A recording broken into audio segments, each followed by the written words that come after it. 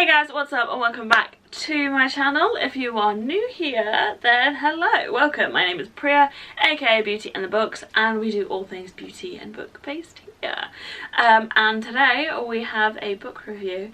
It's an old one, and I'm sorry it's taken me this long to get around to reading it, but it's here nonetheless. And today we are reviewing City of Brass, ladies and gentlemen, by S.A. Chakraborty, I think. We're finally reading this bad boy, which actually came out in, are we ready? Oh, okay, not too long ago. It was originally published 5 years ago, 2018. So, okay, I thought it was like 2015 or something like that. Okay, so we'll start off really easy and go with the writing, okay? So, the writing is, I wouldn't say complicated, but there's a lot of made-up words and words that are non-English to battle with. So they're great because I love it because it really immerses you in the world in which like you're reading about, but equally it can be a little bit jarring because you're trying to figure out what certain things mean and it can take you out of the story. The point of views do change, so you've got it from a few characters' point of views. I think there might be only like 2. I have to say the chapters are quite long. I was struggling. I'm a short chapter girly, so when I see a 60-page chapter I'm just like, no. Yeah, so that's that on the writing. Very easy to get on with, different points of views which I absolutely adore, and real kind of cool inclusion of different words, made up words, words from other languages, so on and so forth. So moving on to the plot. Now, the description on the back of the book is absolutely awful.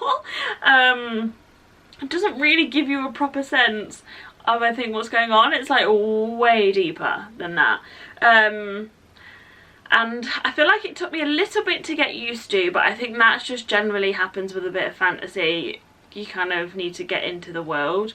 But once I was in, I was in. There was definitely a lot of predictability, but not in a way that ruined the story. It was just kind of like, well, okay, well, this has just happened, so I predict this will happen, and it did happen, and that was that. It wasn't like, oh, of course that happened. And there were definitely also some plot twists in there. Some plot twists in there that I didn't expect. A few little action scenes that just kind of threw the story off course. I was a bit like, sorry, how are we circling back? Like, how are we getting back on track? But I have to say, the plot was very intriguing, and the richness of the world building was incredible. Like the attention to details of the different tribes and the histories and the stories, and the kind of myths and legends that have been created were just incredible. There was just so much to it. Different languages, different colours, different ways people dresses, and like different conceptions of what being a djinn or a deva might be by those certain different tribes was really cool. Incredible. I could visualize every aspect of it, and like it's one of those where I just desperately want it to be a film because of how cool it was. Onto the characters. I really love the Afshan, I think that's how we say his name, Dara. So cool, I love him.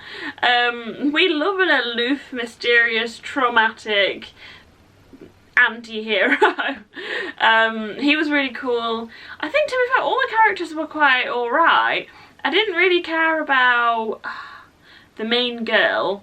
Like, I wasn't really too fussed about her, and I did think she was a little bit annoying in that she was kind of meant to be this little bit of a con artist, and she just kind of fell into the tropes quite a bit and stereotypes of the, oh, I'm been plucked from my reality of poverty and into this magical world and I'm the saviour or whatever. Like, I think that sort of stereotype, she was very much in it, which isn't bad, but it wasn't like, the way that she was built, I didn't kind of really see anything new with her. Like, I was like, alright, okay, cool, just another like Red Queen or something like that in that sense. I really liked, also going back to the plot, I really like the subplot of kind of the gin politics. I don't know if gin or Deva is like the politically correct way to say it, because they have arguments about that.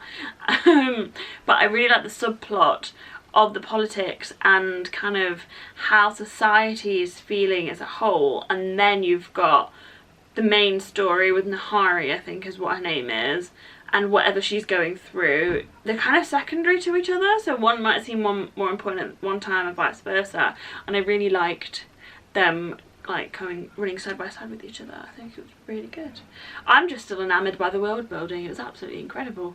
And I really liked how it seems so familiar yet so distant. Yeah, so I am definitely very excited to see where the rest of the book goes, because that ending ruined me. It just came out of nowhere. Everything was going very well, swimmingly in fact, and all of a sudden shit hits the fan out of nowhere.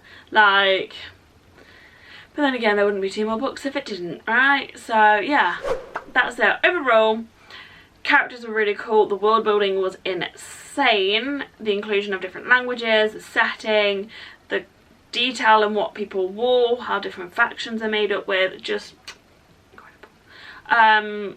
Plot was really interesting when it got into it, and I really appreciated the subplot as well, and I think it really enriched the world that little bit more. So yeah, I definitely recommend City of Brass, and again, can't believe it's taken me this long to read it. But that's it. That's it for today's video, guys. Thank you very much for watching. I hope you enjoyed my review and found it helpful. If you disagree with me, if you agree with me, or have any other comments, just leave them down below. Otherwise, I will see you in the next one. Bye!